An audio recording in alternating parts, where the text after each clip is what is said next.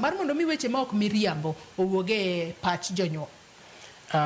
Mokwongo adwaro mondo mi confirm ni mande ok chanjo mokwongo matimo mar typhoid mati CVMR. Nwatime kata ndalo moko 2016 watime periodically kaluwore gi idadi ma imiyowa.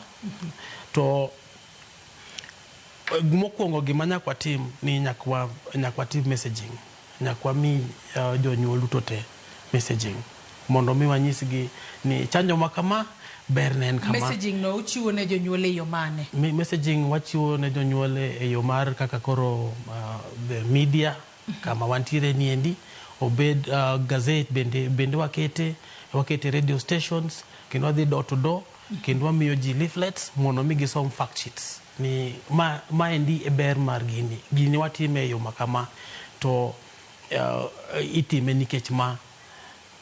Koro jonyuol before kapok wachako campaign ibo bedo gi like 1 or 2 weeks the messaging campaign time mondo mi wa interact gi jonyuol, bendo interact gi school, gi churches, gi every other the business community mondo mi wa inform gi.